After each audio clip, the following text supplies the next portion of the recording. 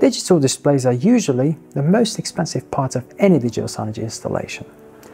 In this regard, the selection of a digital display that is ideal for your project is an extremely important and often daunting task, especially for the non-tech savvy person.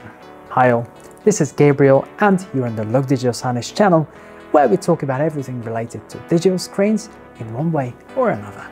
In today's episode, I'll share 5 simple yet powerful tips to help you find the right digital displays for your project. Don't forget to subscribe and press the bell so you don't miss the new videos. Okay, now let's go. As in any other business, it's worth starting by determining the task that will face your digital signage installation.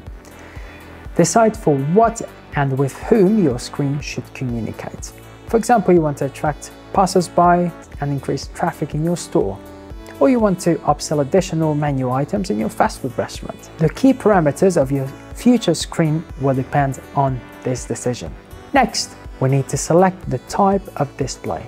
For example, LED screens with a higher level of protection are better suited for outdoor installations. For a street showcase, you will need an LCD screen with increased brightness, at least 1000 nits.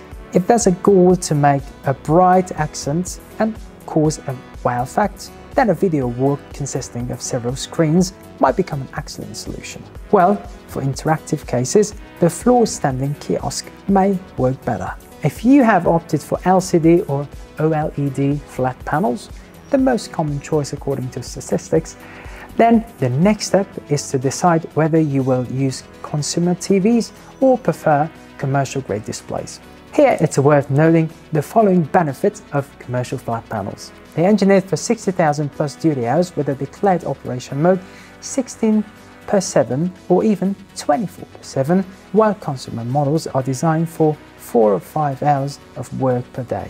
They also have increased brightness and at least 3 years of warranty instead of 1 year for conventional TVs. Such panels can be placed in portrait mode, they have remote display control functions and, as a rule, have an SoC system on chip solution on board, which allows you to manage content on them without the use of external players. The main, perhaps the only disadvantage of such displays is the price, which starts around $1,000 instead of $300 for consumer options. My next tip is to dive into the specs. Choose the right size depending on the location of the displays, and the most common for flat panels are 43, 50 and 55 inches. You can see the rest of the key parameters that you should pay attention to on the screen along with the recommendations for each of the positions. And last but not least, pay attention to the connectivity. This is a crucial point as you will need to manage the content on your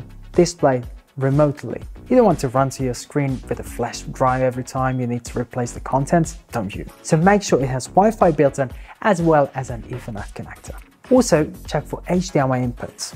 This is especially important for displays without an operating system inside, as you will need external players to control them. For example, like this one, a powerful yet affordable Look HD 2222.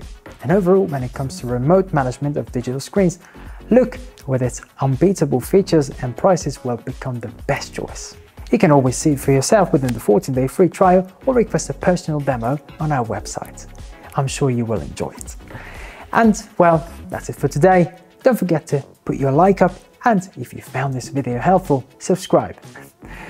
Gabriel was with you, and see you in the next videos. Bye.